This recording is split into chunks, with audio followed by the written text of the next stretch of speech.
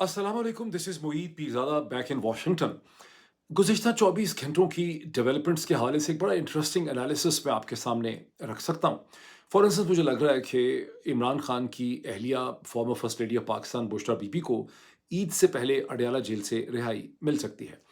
एक दूसरी बड़ी इंटरेस्टिंग डेवलपमेंट वो है जहाँ हिंदुस्तान की जो नई हुकूमत बनी है, the third time prime ministership of Narendra Modi, उनके फॉरेन मिनिस्टर जनाब एस जयशंकर ने अखबारी रिपोर्टर्स के साथ बात करते हुए पाकिस्तान के हवाले से जो कमेंट्स किए हैं, वो मुझे बहुत इंटरेस्टिंग और दिलचस्प लगते हैं। मैं समझता हूँ कि आने वाले महीनों के अंदर इसके हवाले से कुछ इंटरेस्टिंग डेवलपमेंट्स जो हैं वो हो सकती हैं। उनकी सिग्निफिकेंस जो है वो क्या है और उसके अंदर नवाज शरीफ साहब की क्या अहमियत जो है हो सकती है।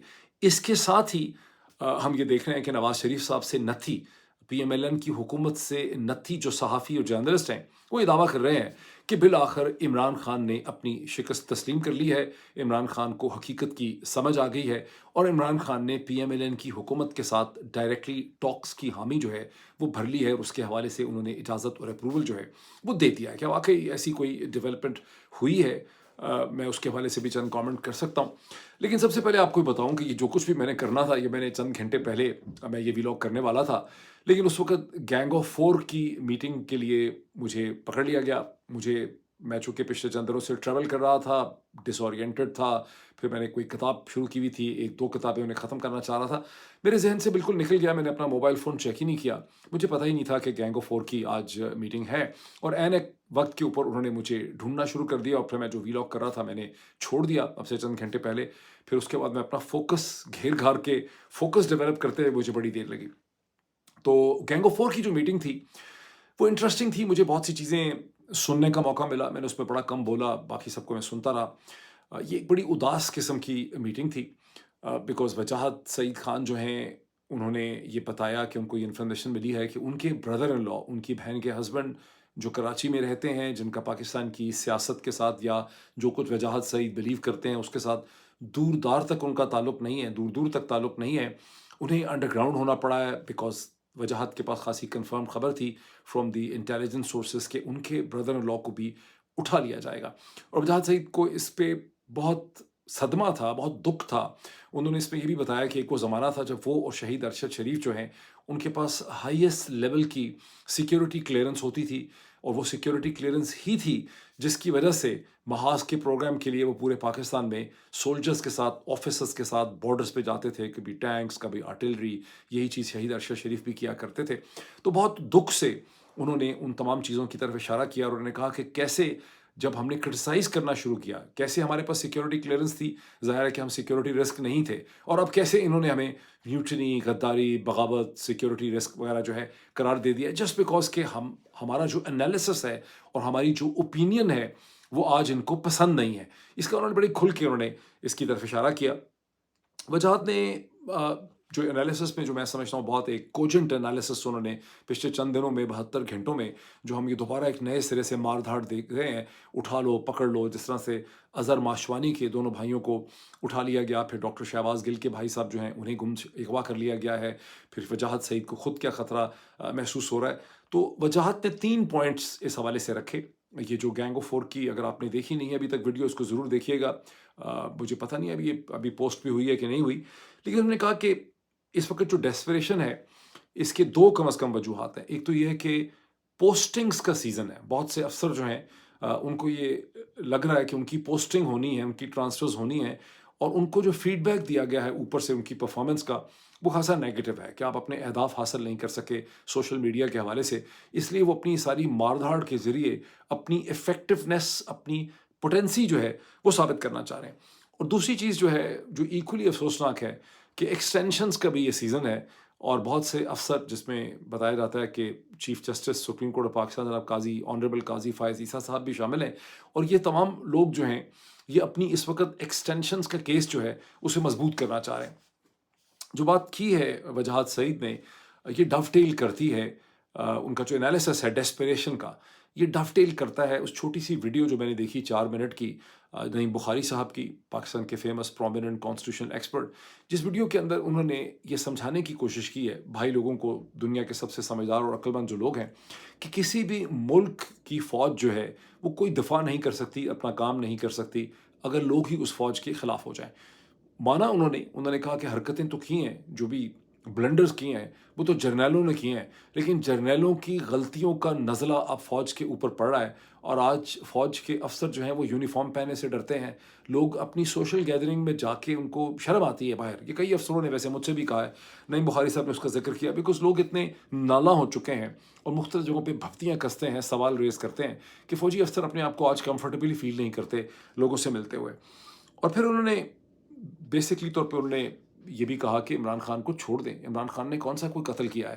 ذوالفقار علی بھٹو کے اوپر تو قتل کا کیس تھا، تو بھی اب 50 برس کے بعد سپریم کورٹ پاکستان کہتی ہے کہ بھائی وہ فیصلہ غلط ہوا تھا، تو عمران خان کے اوپر تو کوئی قتل کا کیس نہیں ہے، آپ عمران خان کو رہا کریں. اور پھر انہوں نے یزید کی قبر کا انہوں نے ذکر کیا. یہ میں نے پہلی دفعہ سنا ہے کہ جہاں یزید بن معاویہ جو ہے وہ جہاں دفن ہے، وہاں جب بھی لوگ جاتے ہیں اس مسجد میں تو وہاں لوگ تھوکتے رہتے ہیں. یہ انہوں نے بتایا اس میں خاصی ان کی، لیکن ان کی جو ویڈیو کے اندر فیلنگ تھی اور جو وجاہت کا انالیسس تھا، وجاہت صحیح کا، وہ آپس میں بہت ملتا جلتا تھا. اچھا، اسی گینگ آف 4 کی میٹنگ کے اندر صابر شاکر صاحب نے اس چیز کا ذکر کیا کہ ان کی ہمشیرہ ایک ہیں جو حافظ قرآن ہے، غالباً موبائل فون بھی استعمال نہیں کرتی، بالکل سادہ خاتون ہے. کہنا یہ تھا صابر شاکر کا کہ صابر شاکر کی دشمنی میں لسپیلا ہیلی کاپٹر حادثے میں ان کی بہن کا نام بھی FIR میں ڈال دیا گیا انویسٹیگیشن میں. مجھے سن کے ویسے بڑا افسوس ہوا کہ ہمارے ادارے جو ہیں انہوں نے کس قسم کی ان کی ڈیسپریشن ہے اور یہ کس لیول پہ فال کر چکے ہیں. یہ جو بات انہوں نے کی نا وجاہت صابر شاکر صاحب نے جو بات کی کہ کیسے میری ہمشیرہ کا، میری بہن کا انہوں نے ڈیٹا حاصل کیا، ان کی تصویر نکال لی نادرا کے ریکارڈ سے، اس کا نادرا کے ریکارڈ کا مس یوز کیا.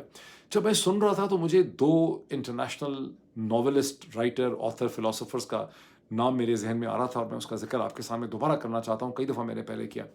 جارج آرویل کی جو کتاب تھی نا 1984، اس کا بیسک میسج یہ تھا کہ جو نئی ٹیکنالوجیز ریاست کے ہاتھ میں آ گئی ہیں، جو گورنمنٹس کے ہاتھ میں یہ جو نئی ٹیکنالوجیز آئی ہیں، وہ انفارمیشن ٹیکنالوجی کی طرف جا رہے تھے جب ابھی انفارمیشن ٹیکنالوجی کا کسی نے سوچا نہیں تھا.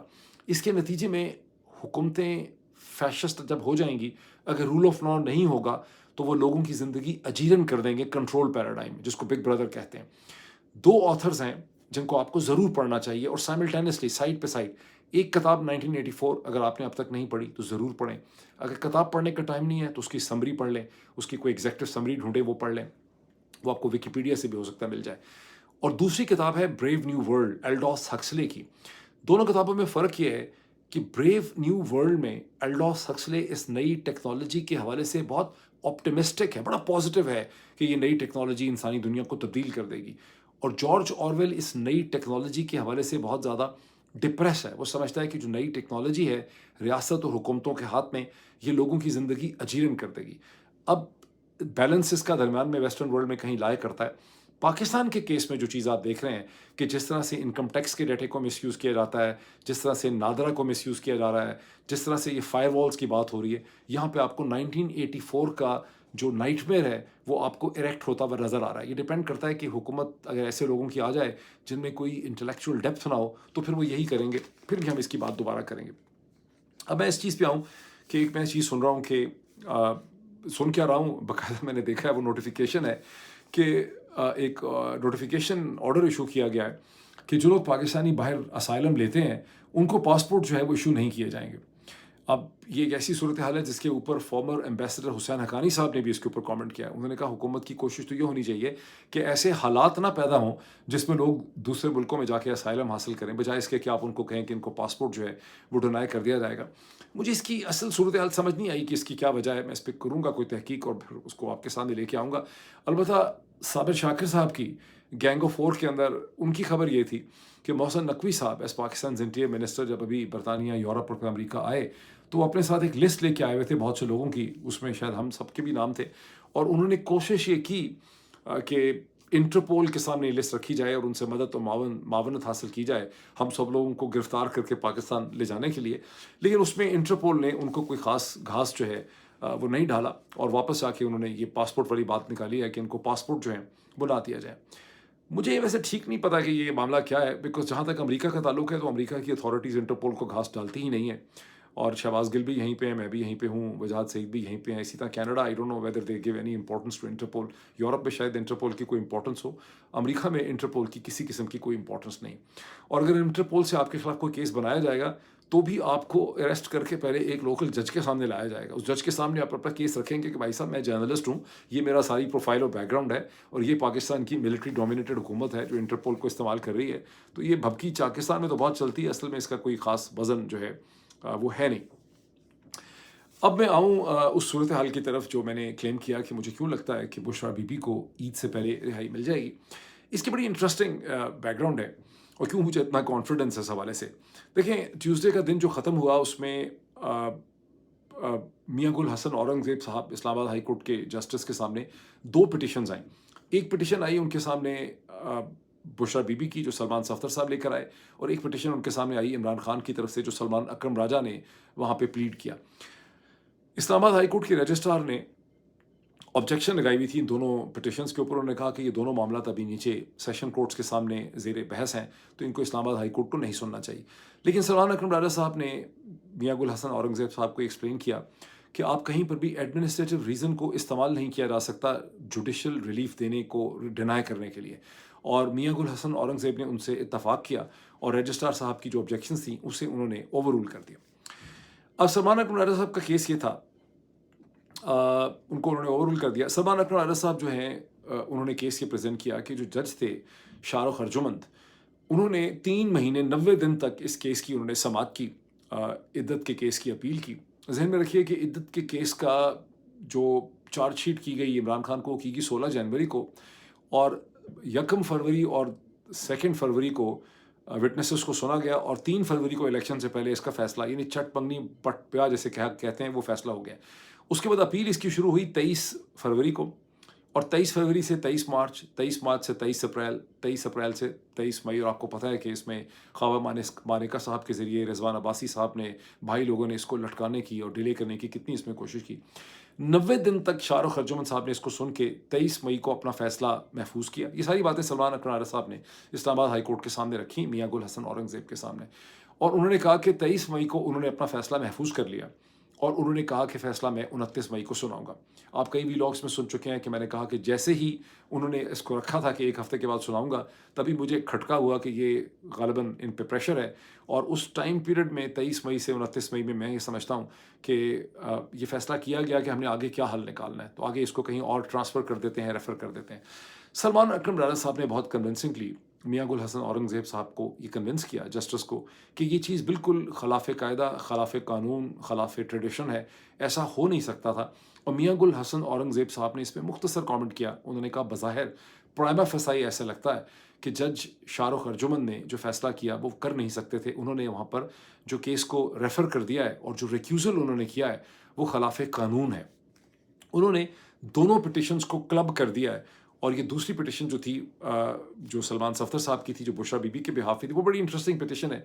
उसमें सलमान सफ्दर साहब ने ये पॉइंट उठाया कि बुशरा बीबी को जो 7 साल की सज़ा सुनाई गई इद्दत के केस में, इसमें उनके सेंटेंस की क्वेश्चन की जो सब्सटेंटिव आर्गुमेंट था, वो जज साहब ने सुना तो सही है, लेकिन उन्होंने उसको एग्जामिन ही नहीं किया, उस पर उनका फैसला सामने नहीं आया, और ये एक ह्यूमन कंडीशन है।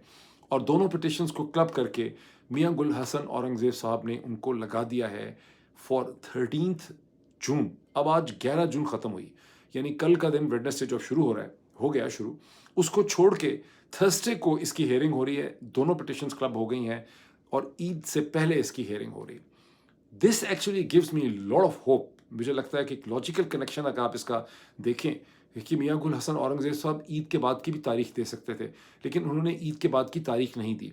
केस बड़ा स्ट्रॉन्ग है, 2 पाकिस्तान के बहुत ही गिफ्टेड और कैपेबल वकील उनके सामने खड़े हैं, द 2 सलमान्स ऑफ पाकिस्तान। सलमान अकरम राजा, जिनको मैं पर्सनली तौर पर वकील से ज़्यादा एक फ़िलासफ़र समझता हूँ, और साथ उनके बहुत ही सक्सेसफुल कामयाब बैरिस्टर सलमान सफ्दर, तो उनको उन्होंने तारीख दे दी है ईद से पहले की। अब मुझे लग रहा है कि मियां गुल हसन औरंगज़ेब साहब, इमरान खान को तो कोई रिलीफ मिलती है ही नहीं मिलती ईद से पहले, लेकिन बुशरा बीबी को रिलीफ मिलनी है, और बुशरा बीबी की रिहाई ऑन कार्ड्स है। ईद से पहले उनको अडयाला जेल से रिहाई मिलेगी। मेरा एनालिसिस अलर्ट सी सही साबित होता है कि नहीं साबित हो सकता।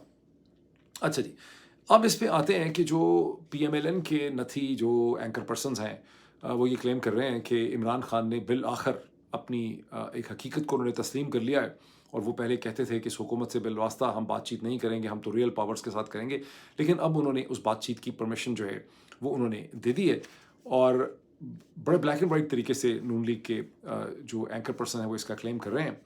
मैंने इसके बाद बड़े गौर से चेक किया, और गौहर गौहर को, बैरिस्टर गौहर अली खान को भी उन्होंने इसमें रेफ़र किया। तो मैंने बैरिस्टर गौहर अली खान की जो प्रेस टॉक थी अडयाला जेल के बाहर, वो मैंने सुनी, 2-3 दफ़ा रिवाइंड करके मैंने सुनी। वही उनकी प्रेस टॉक है जिसमें उनके साथ अली मोहम्मद खान साहब भी खड़े हुए हैं और एक और साहब भी हैं जिनको मैं पहचानता नहीं था। बैरिस्टर गौहर ने डायरेक्टली तौर पे ऐसी कोई बात नहीं की। उन्होंने कहा कि इमरान खान जो हैं वो किसी के ख़िलाफ़ कोई रिवेंज नहीं रखते और वो सबको माफ़ करने के लिए तैयार हैं। फिर उन्होंने कहा कि टॉक्स के लिए महमूद अचकज़ई जो है, महमूद खान अली अचकज़ई साहब जो हैं, उनकी ज़िम्मेदारी लगाई गई है, उसकी तमाम रिस्पॉन्सिबिलिटी जो है वो उनके हवाले कर दी गई। कोई डायरेक्ट ऐसी ब्लैक एंड वाइट बात मुझे वहाँ मिली नहीं। ये सोचते हुए कि कहीं ऐसा तो नहीं है कि कोई चीज़ मैंने मिस कर दी है। मैंने इस हवाले से ट्रिब्यून, डॉन, शॉन सारे रिपोर्टर्स पढ़े, वहाँ पर भी कोई ऐसी ब्लैक एंड वाइट चीज़ जो है मुझे नज़र नहीं आई। इसमें कोई शक नहीं है कि नून लीग ये चाहती है कि उनके साथ इमरान खान नेगोशिएशंस करें ताकि जो इलेक्शन उन्होंने चोरी किया हुआ है, उस इलेक्शन चोरी हुए इलेक्शन को लेजिटिमेसी मिल जाए। और इमरान खान की बड़ी प्रिंसिपल पोजीशन है कि हमें इनके साथ टॉक्स नहीं करनी बिकॉज इन्होंने इलेक्शन चोरी किया। अगर जिस तरह से नून लीग के ये ज़राए कहते हैं कि ये टॉक्स का इमरान खान ने एग्रीमेंट कर लिया है, उसकी क्या विजडम और क्या लॉजिक है, मैं इस वक्त इसको समझने से कासिर हूँ। अलबत्ता अगर अचकज़ई साहब उस पर कुछ कर रहे हैं, वो लीड करेंगे, वो समझा जा सकता है। एक चीज़ जो मेरे लिए बड़ी इंट्रीगिंग है और मैं चाहता हूँ आप लोग सब इस पे गौर करें, नवाज़ शरीफ और पाकिस्तान की मौजूदा इस्टेब्लिशमेंट का आपस में क्या रिलेशनशिप है? इनकी आपस में क्या इंटरडिपेंडेंस है? क्यों पाकिस्तान की इस्टेब्लिशमेंट नवाज़ शरीफ के ऊपर डिपेंड करती है या कर सकती है? वैसे तो पाकिस्तानी मीडिया में लोग बिल्कुल राइट ऑफ कर देते हैं कि नवाज़ शरीफ साहब को इलेक्शन जीतने नहीं दिया गया, उनको प्राइम मिनिस्टर बनने नहीं दिया गया। लेकिन मुझे हमेशा शक रहता है कि नवाज़ शरीफ साहब का मौजूदा इस्टेब्लिशमेंट पे असर रसूख है और मौजूदा इस्टेब्लिशमेंट के नज़दीक नवाज़ शरीफ साहब की कोई अफादियत भी एग्जिस्ट करती है। इसके बारे में हम सोचना हमें चाहिए। ये सब्जेक्ट मुझे बहुत इंट्रीग करता है। तो हम इसी वेन के अंदर अगर हम हिंदुस्तान की तरफ देखें तो बड़े इंटरेस्टिंग कमेंट्स हमारे सामने आते हैं। जब अब ज़हन में रखें कि नरेंद्र मोदी की तीसरी प्राइम मिनिस्टरशिप की हुकूमत जो है बन गई है, 4 उन्होंने अपने की मिनिस्ट्रीज़ उन्होंने रिटेन की हैं। फ़ॉरेन ऑफिस में उन्होंने एस जयशंकर को रिटेन किया है। इंटीरियर दाखिला के अंदर उन्होंने लॉ एंड ऑर्डर में अमित शाह को रिटेन किया है। डिफेंस में राजनाथ सिंह को उन्होंने रिटेन किया है। और निर्मला सीताराम को उन्होंने फाइनेंस में रिटेन किया है। निर्मला सीताराम इस लिहाज से बड़ी इंटरेस्टिंग है कि उनके हस्बैंड जो हैं प्रकला प्रभाकर जो हैं, ये नरेंद्र मोदी के बड़े ख़िलाफ़ हैं।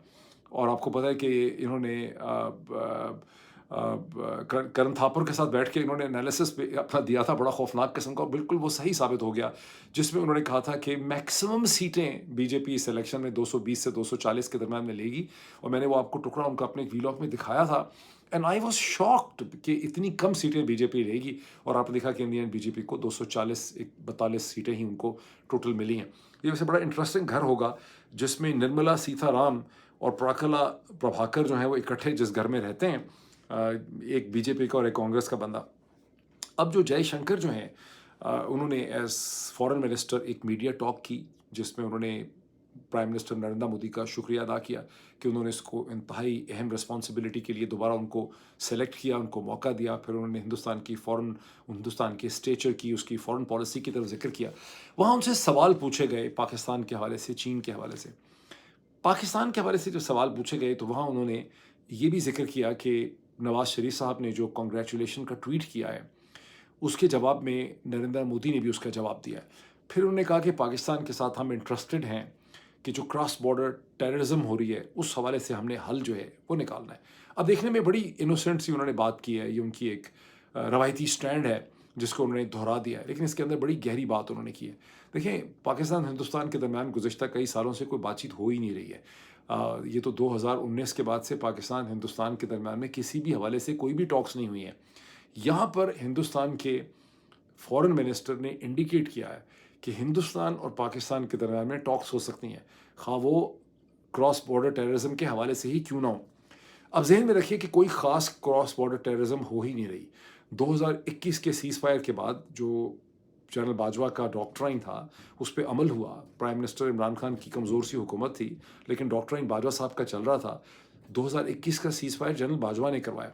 जनरल बाजवा का जो डॉक्ट्राइन था ना, जिसको बाजवा डॉक्ट्राइन कहते हैं, वो दर हकीकत सरेंडर डॉक्ट्राइन था। जनरल बाजवा हिंदुस्तान की ताकत के सामने सरेंडर कर चुके हुए थे। मे बी परहैप्स बिकॉज़ उनके ऊपर वेस्टर्न प्रेशर था, बरतानिया का कोई रोल था उसके अंदर, अमेरिका के रोल से ज़्यादा बरतानिया का रोल था मेरी अंडरस्टैंडिंग। यहाँ पर अगर टॉक्स स्टार्ट होती हैं, आप नवाज़ शरीफ साहब का ज़िक्र भी हो रहा है। पाकिस्तान की एस्टैब्लिशमेंट को नरेंद्र मोदी की जो एग्रेसिव पोस्चरिंग है और कुछ उसमें बरतानिया और अमेरिका का रोल है, जो 2016 की जिसको सर्जिकल स्ट्राइक कहते हैं, फिर पुलवामा और फिर बालाकोट की सर्जिकल स्ट्राइक और फिर आर्टिकल 370 का पूरा मामला, पाकिस्तान की एस्टैब्लिशमेंट को, जनरल बाजवा और उनके सक्सेसर्स को ये बात समझा दी गई है कि अब आपका हिंदुस्तान के साथ कोई झगड़ा नहीं है। इसी वजह से as per my analysis Pakistan की इस्टेब्लिशमेंट अपना एक नया दुश्मन रिक्रिएट कर रही है, और वो दुश्मन है अफ़गान तालिबान, और वो दुश्मन है टीटीपी, जिस पे फॉर मिस्टीरियस रीजंस ये टीटीपी की जो रिसर्जेंस और रिन्यूअल है, इसके ऊपर किसी भी किस्म का कोई काबू नहीं पाया गया। मैं बहुत हैरान हूँ, मैं बड़ा इंट्रीग्ड हूँ। ये जो रिसर्जेंस हुई है टीटीपी की, और जिस तरह से इसको होने दिया गया है, और जिस तरह से ये कहानी चल रही है, हर हफ्ते हम कहते हैं हमने इतने उनके दहशतगर्द मार दिए, इतने हमारे अफसर जवान शहीद हो जाते हैं। ये पूरी कहानी मैं पढ़ ऐसा नहीं है कि मैं इससे बेखबर हूँ और मैं इसको फॉलो नहीं करता, मैं इसको पढ़ता नहीं हूँ। I am not really convinced कि जो कहानी हमें सुनाई जा रही है, ये कहानी ऐसी ही है। मेरी एक्सप्लेनेशन ये है कि वेस्ट की साइड पे, नॉर्थ की साइड पे दुश्मन रीडिफाइन किया जा रहा है, और ईस्ट की साइड से अब दुश्मनी ख़त्म हो रही है। और ये जो हुकूमत है नरेंद्र मोदी की, थर्ड टाइम प्राइम मिनिस्टरशिप, इसमें दोनों मुल्कों के दरम्यान में बर्फ़ पिघलेगी। और ये जो पाकिस्तान का रजीम है, इसकी एक बहुत बड़ी आस जो है ना, वो ये है कि हिंदुस्तान पाकिस्तान के अंदर के साथ ट्रेड भी होगा, इन्वेस्टमेंट भी होगी। यही चीज़ मगरब की ताकतें चाहती हैं, और यही चीज़ जो है सऊदीज़ भी चाहते हैं, और ये इस हवाले से एक पेशरफ जो है वो करना चाहते हैं। सो जो कमेंट्स हैं एस जयशंकर के, बिल्कुल इनोसेंट, बहुत मासूमाना, बिल्कुल ट्रेडिशनल, बहुत ही रवायती, कोई उसमें देखने में चीज़ नज़र नहीं आती, लेकिन मेरे दिमाग में घंटी बजती है। मेरे हिसाब से इंपॉर्टेंट कमेंट्स हैं। लेट्स सी कि अगले आने वाले दिनों में इस हवाले से क्या होता है। अभी इतना ही, फिर आपसे मुलाकात होगी। Thank you.